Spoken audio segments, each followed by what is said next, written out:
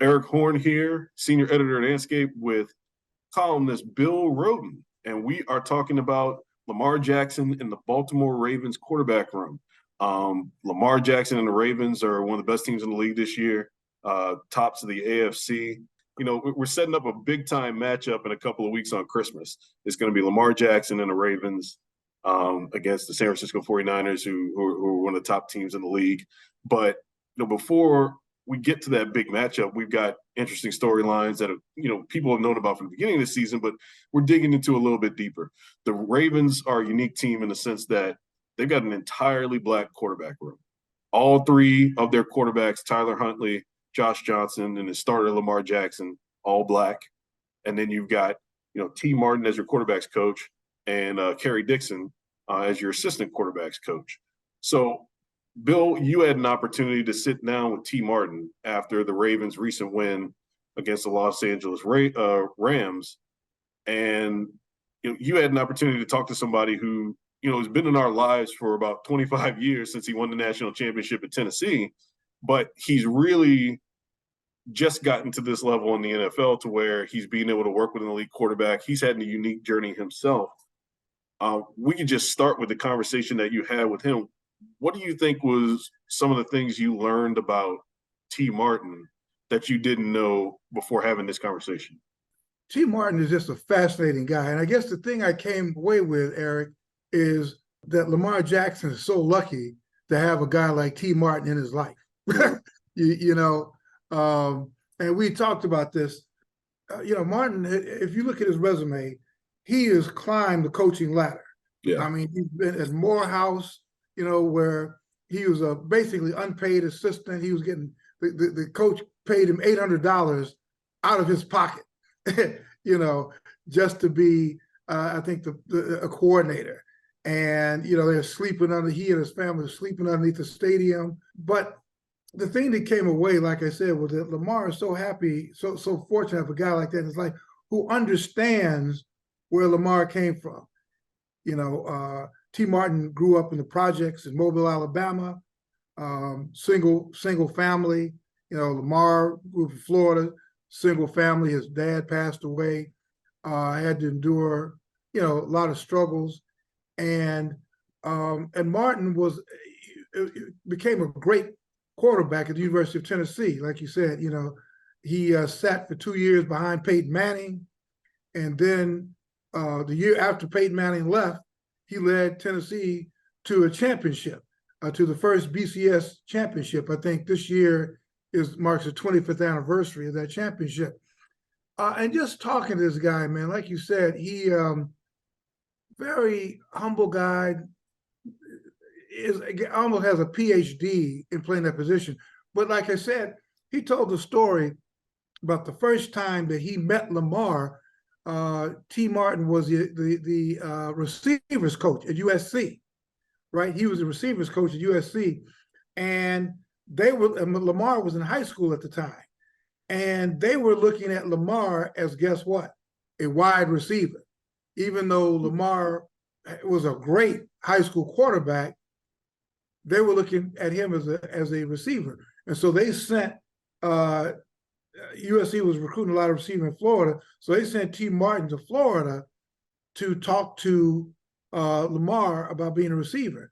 And this is what I find so heroic, that T said he got there and he wasn't going to do that to Lamar, because coming out of high school, some programs in Alabama were interested in him, but they wanted to switch him.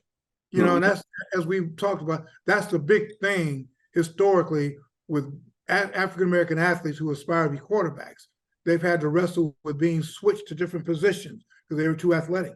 And T. Martin was not going to let that happen to Lamar. So he went to his school and he told his coach, said, listen, do not change this guy. Lamar is a quarterback. That's it. And then he left. He never even talked to Lamar, and I thought that was such, we talk about unrecorded acts of heroism. And to me, that was one of those unrecorded acts of heroism that T. Martin left him alone. He was not going to do that to Lamar. And then he said the next time, he watched Lamar, he watched him at Louisville, great, won Heisman. And then the next time he actually met him in person was in the Ravens. Martin had gotten the job with the Ravens, and he said he was at practice, and somebody came up behind him and gave him a bear hug. And he looked behind him, and it was like Lamar Jackson. And he said they hit it off immediately. So I just think it's really great. And then you mentioned the fact that the Ravens have the blackest quarterback room in the NFL. And I hesitate to say that because you know what happens whenever you bring it up. People look around and say, how the hell did that happen? How do we let that happen? But Harbaugh, I don't know what John had in mind, but he hired, Tony Martin had been a receivers coach. And he said, man, after this opening came up, after Greg Roman left, he said, would you want to interview for the quarterback coach? And T. Martin said, hell yes, because that is what he said, my entire coaching career led to this moment. That's what I wanted to do. And to be able to coach a guy like Lamar, who kind of reminded me of my younger self, was like a guy, a dream come true. So I almost look at it, Eric, as almost divine providence that brought all these guys together. And they kind of have created an HBCU atmosphere within the Ravens quarterback room. I didn't realize it, but T. Martin's dad went to Mississippi Valley. Yeah. And played in Mississippi Valley. And Satellite Totten was a coach in Mississippi Valley. So although he went to Tennessee, he said he's got this HBCU mindset. So yeah, I just thought, and then listening to him, we spoke for about an hour, and just his story of going from one place to another and how all the experiences of his life have led him to this moment. Like as you asked, what was my takeaway? And my takeaway was, Lamar should be thinking his lucky stars that this guy is in his life. Yeah, and one of the interesting things that I took from the interview that you did with him was, and you mentioned it, but even when T wasn't coaching quarterbacks, he was coaching wide receivers at whatever stop he was at.